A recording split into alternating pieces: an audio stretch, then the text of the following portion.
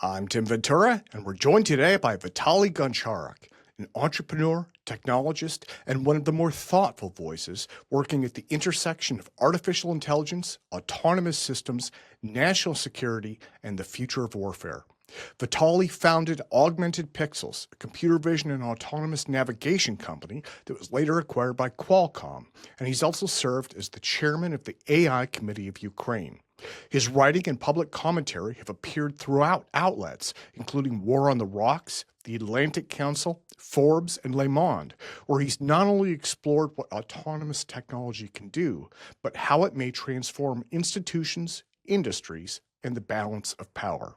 In today's conversation, we're going to be taking a look at what true autonomy actually means, why dependable AI in the physical world remains so difficult, and what Ukraine's experience with drones, robotics, electronic warfare, and battlefield innovation can teach the United States and its allies.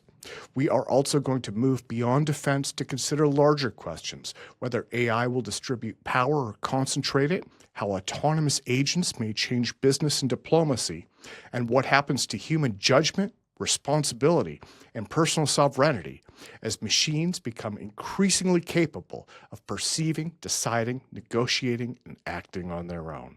So Vitaliy, welcome. It is a pleasure and honor to have you with me today, sir. Thank you so much for joining me. Tim, yes, thank you very much for the invitation. Sure.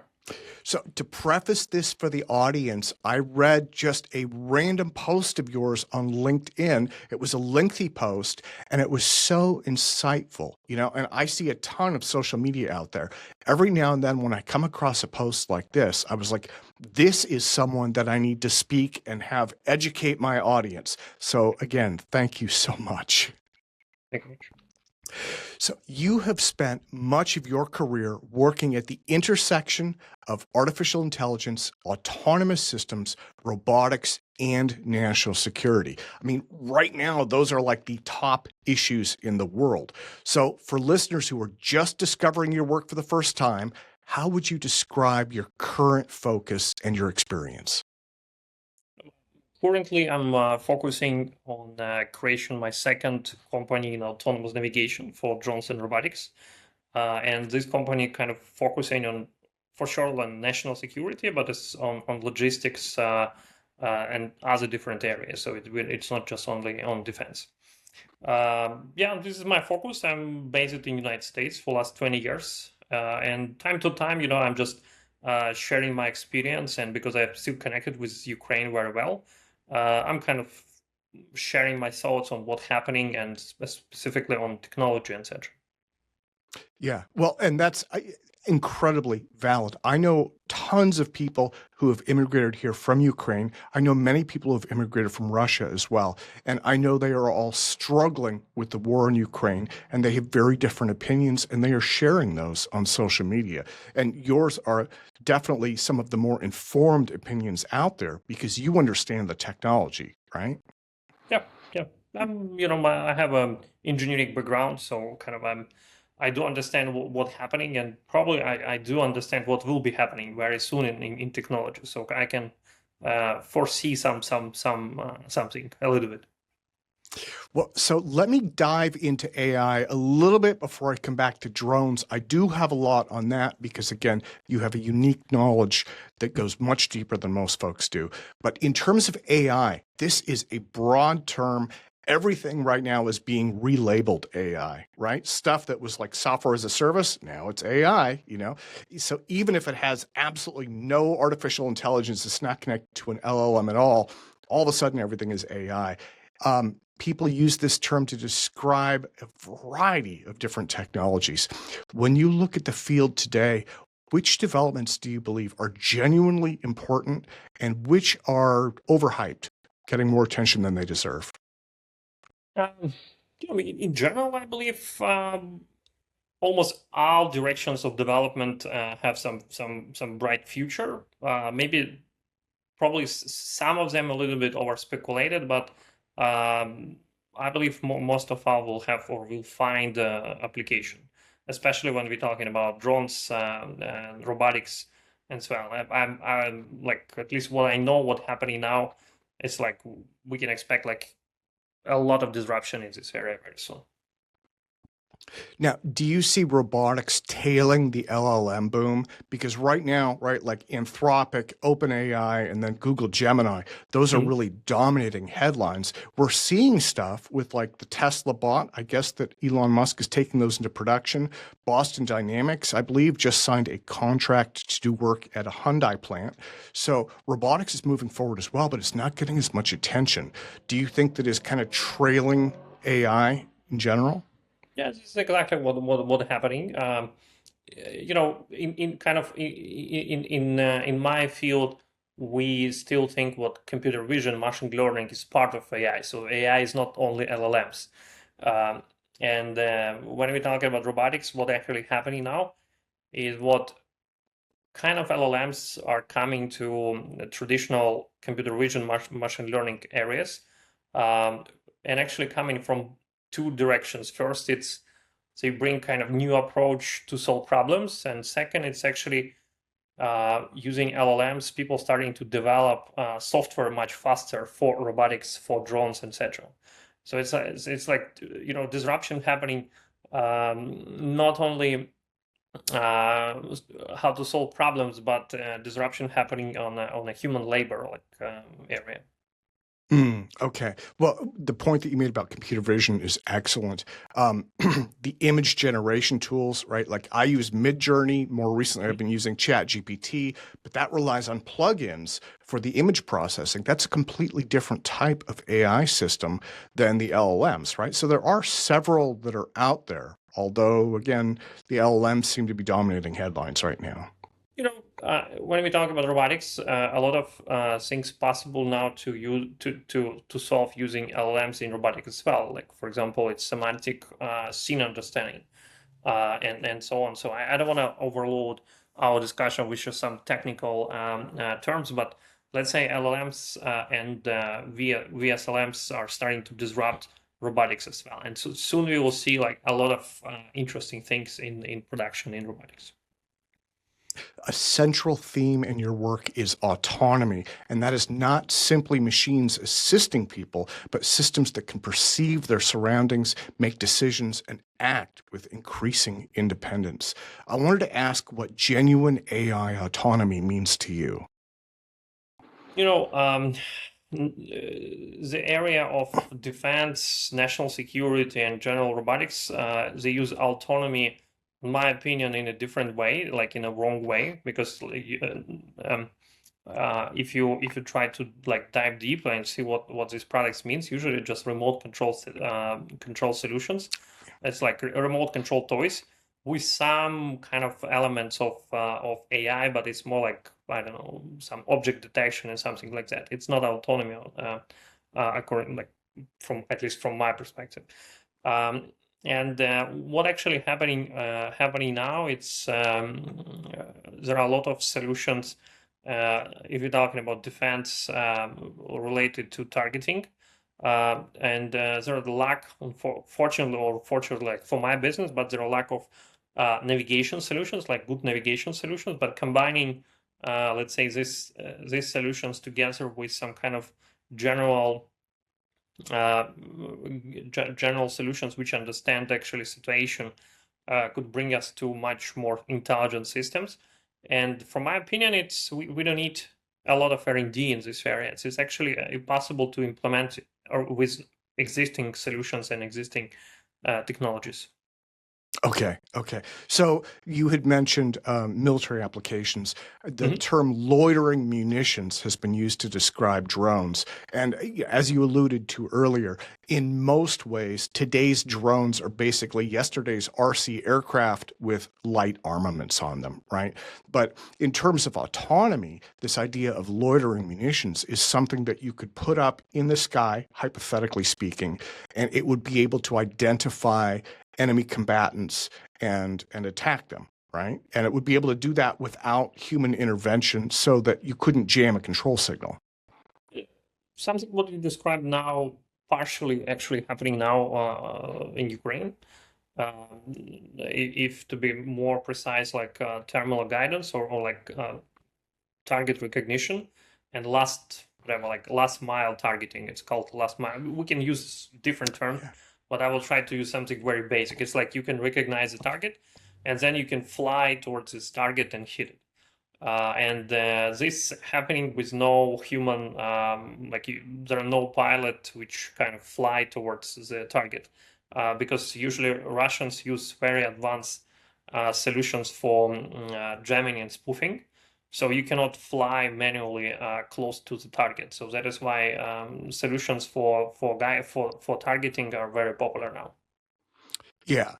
And I think we've all also seen like fields covered with just those spider web, cobweb. I mean, they're glistening in the sunshine, the fiber optic cables for the drones. So I know it is really interesting. It's like this forced evolution of warfare in real time, right? One side comes up with an escalation, the other side counters it, comes up with their own escalation, and it's this back and forth process that's driving autonomy, it's driving rapid innovation. And in some ways that's good. In other ways, it's somewhat terrifying, I guess. Yeah, if I recently become to know what birds in Ukraine are starting to create nests from fiber optics. So it's like fiber optics nets, which looks like cyber, very, very strange. But yeah, this is what's happening, and of course, both sides trying to develop new technologies. But it's not just how to say. It's not only about like, hey, let's develop something very new. It's both sides are limited with scaling, so you cannot develop something which expensive. So you need to develop something which you can produce very fast and at scale. And it's for so far it beats some very expensive high-end engineering solutions. Well, to take this to the manufacturing sector, again, a moment ago I mentioned Boston Dynamics is doing work with Hyundai, and Tesla is looking at factory robots as well. How would you foresee autonomous robots working in a factory? Would that be essentially just doing a task the way a human does, or would they require more TLC to get it done? As I heard, for example, Tesla actually will be the first client for Tesla pods. So it's actually developing humanoids to use them inside to empower manufacturing skills, manufacturing capabilities.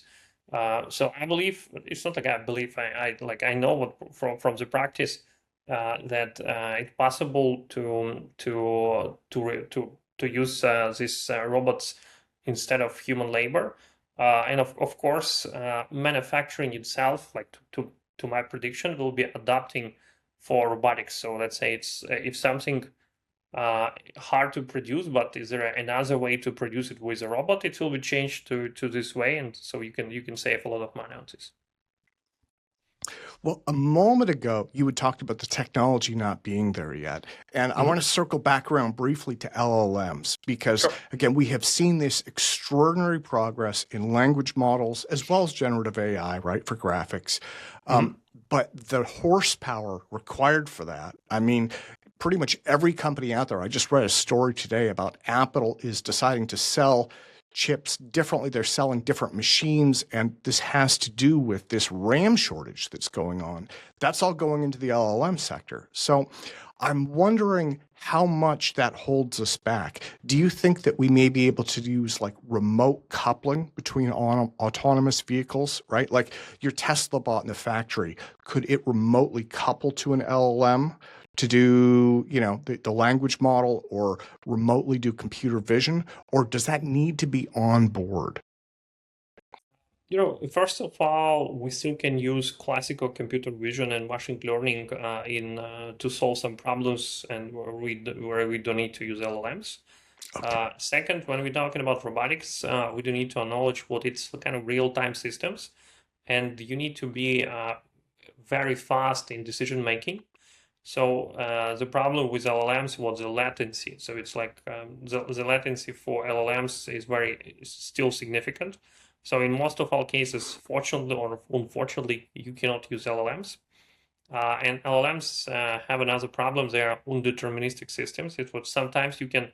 It means what in most of our cases you can expect to receive the same results, but in some cases, you cannot guarantee what you will expect the same results for the same input. And for robotics, especially if you fly in super fast and you have some fun stuff on your board, it's very critical. So, my answer is like for most of our cases in robotics, LLMs, you don't need LLMs. There are a lot of different technologies already created, and they're cheap and they're fast. But when we're talking about like abstraction, or when we're talking about the level of abstraction or level of tasks possible to solve with this, of course, LLMs and VLMs have the future, but we are still not there, and it's just because we need to just invest in this more. Yeah, absolutely. And for the time being, it sounds like what you're describing, the way that I would envision this is similar to the Tesla navigation, the Tesla self-driving system in the automobiles, right? And that works like, what have they said, 95 to 99% of the time, and then that other 5% is a killer, right? Yeah, and we need to remember when Tesla started to develop its autonomous navigation system, so whatever, like 12 years ago or something like that, and still not fully autonomous, so it's still take a lot of time. But the difference between now and 10 years ago is what actually nowadays it's possible using LLMs to disrupt the process of development, actually the process of software development. So software engineering becoming less bottleneck for such companies. This is advantage. So I'm expecting like much high competition in these fields very soon because of just this disruption of development. Well, so you have been working on computer vision and autonomous navigation long before today's current AI boom. I mean, this includes founding Augmented Pixels, which again was recently acquired by Qualcomm. So how has your understanding of this changed as this industry has evolved? I mean, are you pleased with the progress it's making? Is it falling short? Is it moving faster than you anticipated? Where are things at, I guess? On one hand, I see a lot of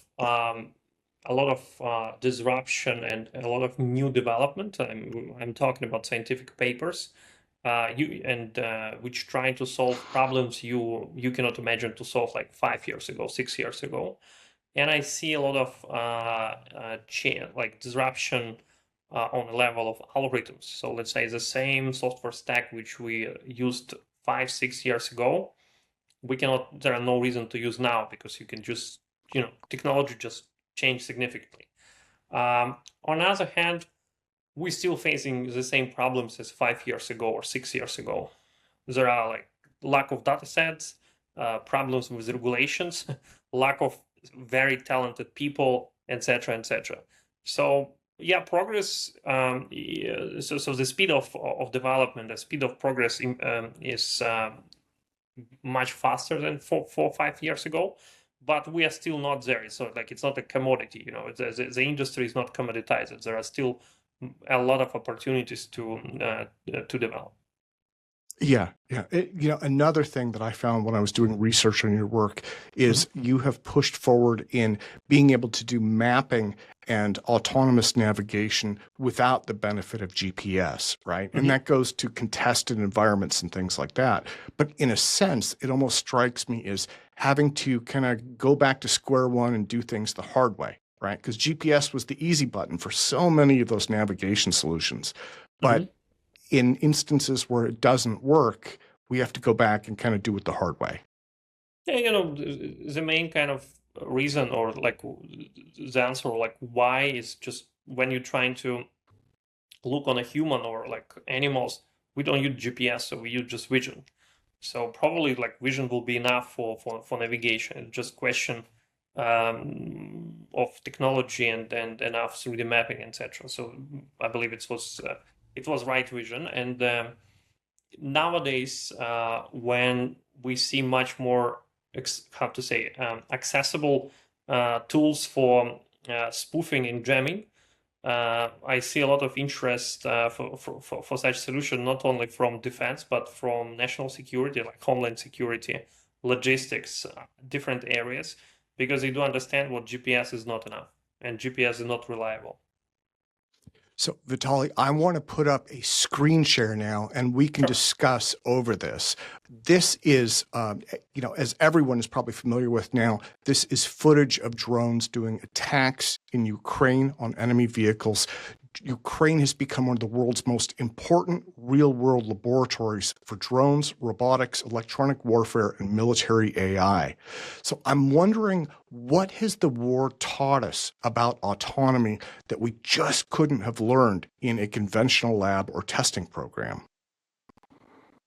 First of all, probably the video what you see now, it's video recorded from a fiber optics drone because the quality itself is pretty good. But the problem with such and the problem with such solutions is what fiber optics actually becoming much more expensive than like 3 years ago.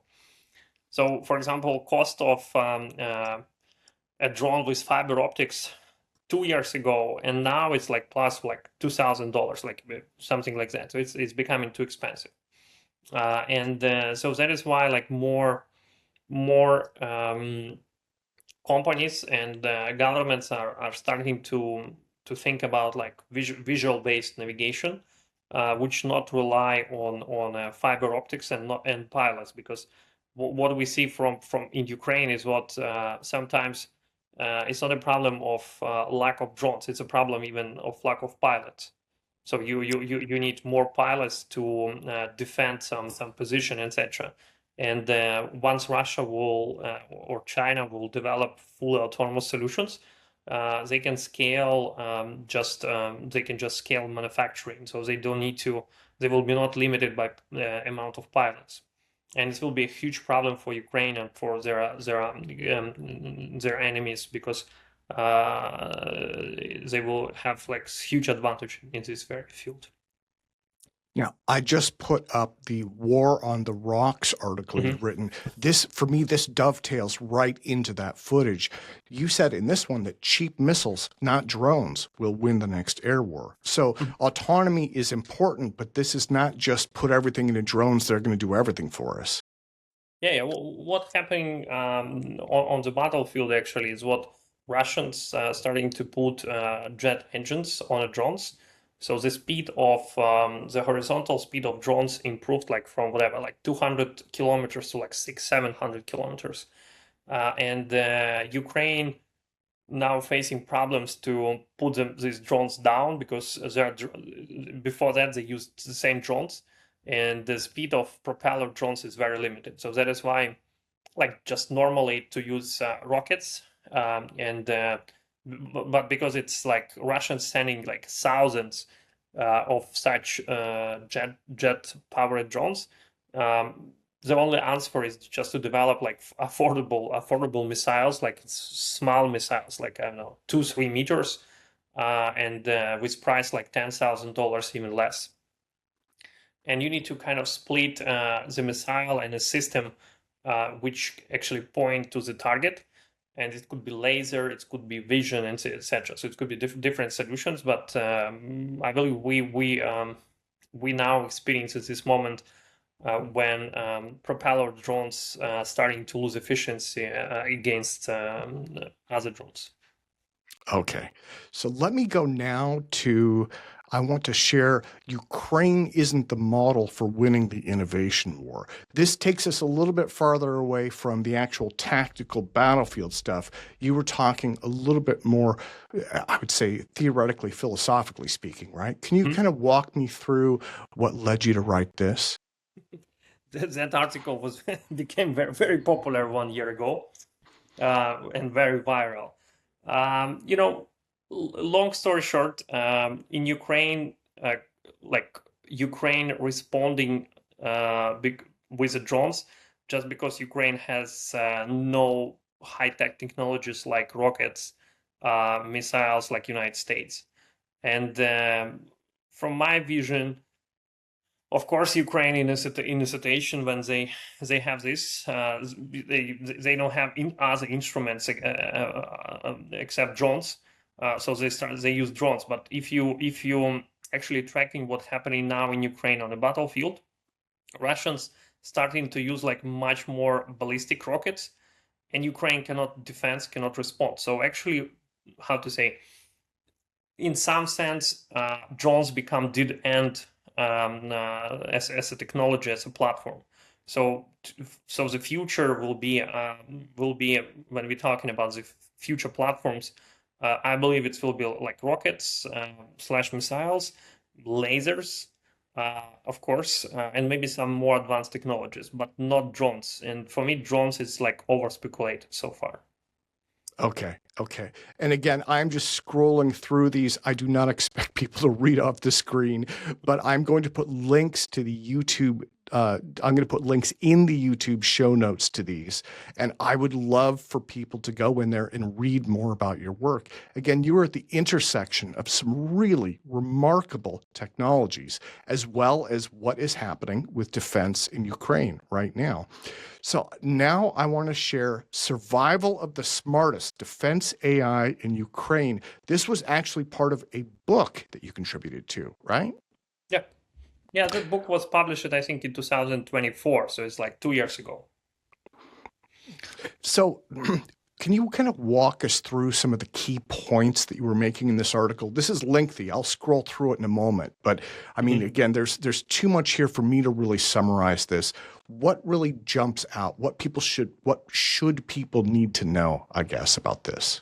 In that, it's so I wrote probably like 25 pages for this book, and in this part of the book, I describe it kind of my experience, because when the war started, I was chair of AI committee, and my experience how we try to influence ecosystem in Ukraine and outside of Ukraine to actually react or respond to Russian invasion. And in 2022 in Ukraine, like nobody believed in artificial intelligence and robotics. So in 2022, most of all people, I'm talking about like policymakers, they just want to win this war or kind of defense with Russia according to like old school decrees in a defense.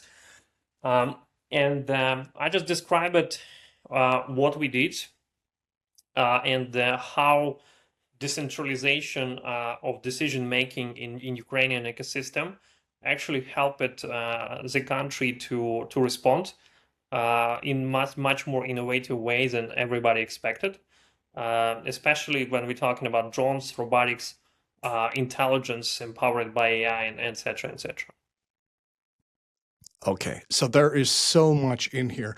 And one of the things that I love about this is you are not just talking about autonomy in the other sense of the word, as you mentioned earlier. You are talking about artificial intelligence. You are driving things forward and saying AI is going to play a larger and larger role in the future, right? So, For sure.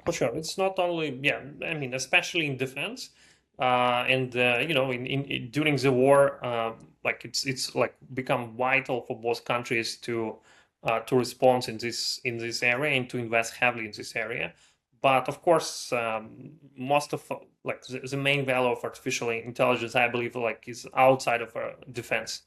So there are a lot of opportunities to improve like just normal life, which more interesting for most of our people.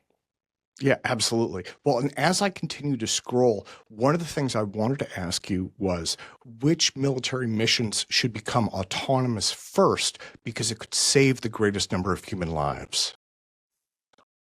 From the experience in Ukraine, we of course it's just battlefield operations. So people want to replace people from trenches, and it's terrible what in 21st centuries some of my friends are spending months in trenches. So of course I want to Yeah. replace, and everybody want to replace people from trenches. There are a lot of interest actually to use autonomous ground vehicles for evacuation of wounded, because Russians, when they see medical vehicle, they attacking medical vehicles. So you can lose much more people in this situation. So, and of course, intelligence and analytic decision making. So we're talking about like much higher levels than just operations. And on this level, I believe it's possible to use artificial intelligence in different ways, and especially once you digitalize it, ground operations. So like the more precise data you have from ground operations, the more automated you have everything on the ground, the better you can make decisions on a strategic level. Well, thank you again for sharing it. And so I'm at the conclusion of this now. Again, do not try to read this off the screen, audience. I am going to put links in it, but I definitely want you guys to visit those links and take a look at this. It is online, it is available, and this is absolutely brilliant work. And again, this is highly intersectional, and it is absolutely relevant to what is going on in the world today. You know, I want to get into AI agents, power, and the future of human agency, because your work is not just about Ukraine, it is highly intersectional. So you've worked on things like AI-powered negotiation, right? So how do things like that work? Understanding an environment, anticipating other actors, choosing a path, and adapting under uncertainty. Yeah, I have another company which automating negotiation, and actually it's much more, to my experience, much more hard things to do than autonomous navigation, by the way. So because you need to you need not only, how to say, to choose the most efficient strategy to negotiate, but you need to be nice with people who you negotiate with, and you need to mimic people, because otherwise on another side people will just block you and stop negotiating. And from my experience, from the experience of my another company, we see actually a lot of disruption will be happening, how to say, on the level of like economical connections between people, because of agents. And I even drafted some essays on this topic. I believe disruption will be much more impactful than in defense, because defense is just one part, but the economy itself is just much bigger part of human activities. And I believe what a lot of industries could be replaced, just because of people will use AI and instead of other people, and so that is why it will be like domino effect in the economy, which is good for people, for clients, for customers, but it will add a lot of headache for policymakers, for the government, because once you're disrupting already existing economical relations between people at scale, it will affect a lot of families, a lot of people. So the government need to be more proactive in this area. Do you see this coming in gradually? The way that I would envision something like this is today's self-scheduler, right? Like Calendly, where you have a link, you can go in and pick a calendar time. Maybe that could be tomorrow's AI agent that does essentially the same thing, but does it in a little softer, more human way. It's still electronic and digital, right? Things like that kind of gradually move forward. And then over time, it may take over as just being kind of a digital virtual assistant for whoever is in charge of it. Yeah, of course, this is what actually happening, but I'm talking about more kind of deep economical relations between people. So, for example, one of our clients, he has a department of like 100 people, 100 procurement managers, and he actually replaced 75% of these people, which is 75 people, using just AI agent, which negotiate. And this affected not only procurement managers, but their managers, because once you have less people to manage, you need to much less managers. So it's actually very interesting to see how agents disrupt, I would call it bureaucracy, bureaucratic systems in corporations.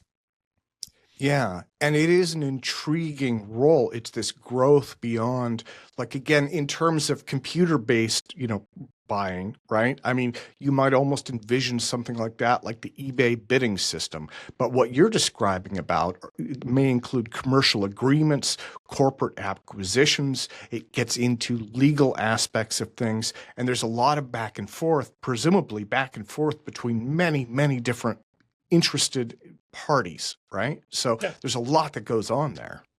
On some high level, it's possible to understand what many industries are exist because just asymmetry of information, and the more agents will be used to perform some operations, the less asymmetry will be. So again, some industry will just disappear, especially industries. And you can look on a stock market. Most of all operations on a stock market is actually performed by algorithms, not by just people. So I believe in the nearest future, we will see similar situation with kind of a lot of different services of trade. So just agents will trade between each other, having some permissions, having some motivations, which disrupt a lot of industries again. Yeah. Well, and that brings me to this concentration of power, which again is something that you have written and talked about. AI can democratize access to expertise, as you were saying, but one of the side effects of that may lead to a concentration among the people and institutions that control the best models, data, robots, infrastructure, and of course the capital that drives it. So, which of these forces do you think will ultimately be stronger? Do you think that we will find a way to keep the democratization so that all people can use it? Or do you think that we'll end up basically becoming this very disparate society, I guess? The current trend, a little bit. I'm a little bit concerned about what's happening now because it's like more concentration, and of course, much less people as expected familiar with AI and how to use AI in a very efficient way. But I'm not sure what AI will significantly change human, but corporation definitely. So I believe like most corporations which implement AI internally in a very efficient way, they can actually leverage money with much better terms. And for example, acquire competitors who are not familiar with such technologies, and they have this pleasure to get money with much better terms than others. And when we're talking about democracy, um, I believe it's not only about artificial intelligence. It's about who control channels of distributions and how and on which terms they allow to distribute the content to people. Hmm. So of course it's very important to have balance, and of course I believe government role will of course will grow, fortunately or unfortunately, but this is what happening. When we're talking about China, is definitely happening now, and it's question how the Western world will be able to respond on this, because if to become more efficient, you need to concentrate, then of course it will be the main idea for the future. But so to compete against China, to compete against other countries.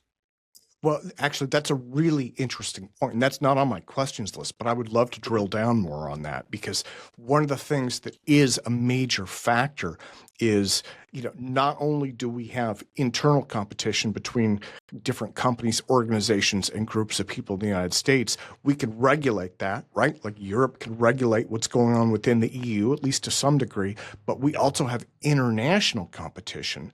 And that is something that's driving AI forward on a national level. They're saying, look, we have to do this because if we don't, China is going to overtake us. They will dominate the world markets. Do you see that remaining a giant factor as we move forward? Yeah, and it's actually I can bring here example from my another activity, which is AI for defense and security. So I briefed NATO in 2023 on topic of how Ukraine use AI on a battlefield. And in 2023, Ukraine and Russia starting to use this terminal guidance or like targeting, like using AI. And some people try to accuse, I mean, not me personally, but Ukraine is, as a country to using AI with no human in the loop. And so I told them, hey, can you force Russia not to do the same? Like, can you force Russia to avoid these technologies? They told me no. So I told, okay, so how you can block Ukraine using this kind of the same way to use AI on a battlefield? So I believe it's a question how, like, if you're like using this case, we can extrapolate it on economy or on a social structure. So it's a big question how you can negotiate with other countries, which you obviously cannot control China or Russia. So how you can actually negotiate with these countries without losing and save like and act according to your values, according to your principles, without losing efficiency. Because if China will improve their efficiency, like economical efficiency, like 100, like whatever, 10 times, you definitely, like the Western country definitely will be in a loose position. And in this case, they need to have a very serious discussion on that. So I have no answer on this, like how to coordinate this, how to discuss this. Yeah, yeah. I think these are all big unanswered questions. We are just kind of, I think, as a world, definitely as our society, we're kind of reeling from the punches on this, trying to move forward with it. But there are so many amazing things that AI is bringing with it. Now, do you think that every person will eventually end up with some kind of a personal AI system just to remain sovereign actors in our world? I mean, something like the way smartphones are today, right? Where everyone has a smartphone. You don't need it to survive, but you really need it to get anything done these days. Do you think AI will end up being the same thing? Yeah, I believe fortunately or unfortunately, yes. And the main factor which will be driving this is like a lot of data which we will need to proceed. So we will not be able just to deal with all this complexity, without artificial intelligence. So we need, we need something which will help us. And when we're talking about business, it's very simple. Like if a human with 10 agents can make whatever 100 deals, then this person is much more efficient versus someone who can just close one deal. And so this kind of nature of competition. So we cannot avoid nature of competition, I believe. Yeah. Well, and then from a commercial perspective, from a company perspective, the Mhm. place my mind goes to is the way the internet rolled out, right? Like you don't necessarily have to have a LAN, you don't have to have a website, you don't have to have email addresses, but it ends up being one of those growth factors where once a company reaches a certain point, right, in terms of size or maturity or the market they're in or whatever, they end up wanting those things and then they kind of take that leap. I guess AI might be kind of something similar, right? Where today you do have like pharmacies and big corporations that have automated phone systems. Maybe something more sophisticated might end up doing a lot of that grunt work for smaller and smaller companies. You know, I actually believe what AI will kind of decrease barriers for small and medium businesses because, with AI, probably in a few years, they don't need to hire accountant or hire expensive lawyers. You can just use agents, and this will be very inexpensive. So probably AI will, in this sense, will enable um, or kind of increase competition between companies, which normal customers will enjoy. So because the more competition we have on the market, the better services and the lower prices we will have. So it's actually good for customers. It's good for the economy. The main problem is actually monopolization, I believe. So the main problem is when somebody big will take some competitive advantages because this company control, I don't know, a lot of GPUs and the others cannot take it. So in this case, something should happen. And, there are some anti-monopoly regulators which still exist. And so we need to probably rely on such systems as well in the future.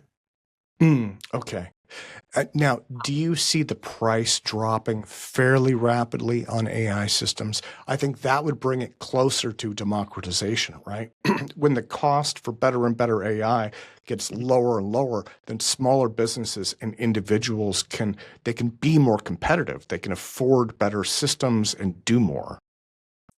I would say now it's more like it's not about just prices. It's about like how you can integrate. It's about like efficient integration or disruption of workflow. It's much more valuable than just cost of a service. And once companies will educate themselves or will become proficient in how to disrupt their workflows, then a kind of cost of AI will matter for them. But I believe now it's not a deal breaker. Let's say now it's more important how you change your workflows, how you disrupt your workflow, and how you change the management systems in your company. Yeah, that's an important point. And we've seen some recent reversals in the news, right? Companies that brought AI in early have said, this doesn't work for what we wanted it for. They're actually taking it out and trying to replace it with humans again. And presumably, in some of those cases, that may be temporary. Maybe they'll go back to AI later. And in other cases, maybe it ends up being something where the human factor is just essential and can't be replaced, right? So this isn't going to be a linear move from humans to AI. It's going to be kind of complex. There are going to be a lot of wrong turns and dead ends along the way. In the management as a discipline, there is a separate direction called change management. And it's very important for big companies, especially, or like small, medium companies, to be very good in change management. Because when you're trying to change your workflows, when you're trying to change your like relations inside of your corporation between departments, etc., it's very important not just just to claim what you're replacing by AI. You need to actually understand and predict what you're actually doing. So I believe again now we on a state when everybody talking about AI, but in most of our corporations still early stage, and they need to understand how to change corporations, how to change workflows, and how to then to use AI with this. Yeah, no, that's an important point. And that takes us out of AI, but it is definitely part of traditional business. Change management, right? Requirements, documentation, being able to figure out here's what we need to do, here are the limits of it, here is what the AI needs to be able to fulfill. And then the repeatability of it is questionable also. And that's something that is interesting to look at because especially in corporate workflows, right? It's like 1, 2, 3, and then you're done. This is our workflow. These are our exceptions processes. But then with LLM systems, there is this element of inherent like unpredictability, I guess. There's still somewhat of a black box.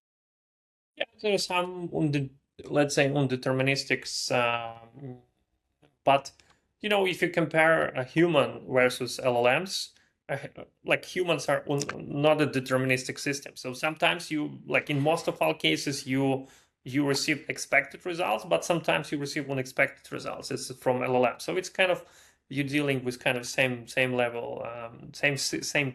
I don't want to say same nature, but kind of similar, at least for now. But when we talk about LLMs, I believe very soon it will be kind of like this experience like of change management will concentrate. So potentially LLMs will be able to analyze your workflows, your data, and actually propose how to change these workflows inside of corporations. So it will be very interesting to observe, but I believe it's possible to have such scenario in like few years. So AI will be more efficient on how to change corporations than consultants. And most of our corporations actually have pretty standard structures and pretty standard data flow, etc. So probably they will be able to this disruption will like now it's super slow, but then it will be super fast just because knowledge will concentrate. Well, this is off my questions list, but I should ask, since we're in the business aspect of this, as efficiency increases, fewer and fewer people are required for these jobs, at least presumably, right? Mhm. That goes towards this question of universal basic income. Is that something that you've given thought to? Do you think that that is possibly workable? Or do you think that the economy is just going to have to find other ways to employ and compensate people in the future? I was born in a communist country which called USSR and then moved to to United States to a capitalist country.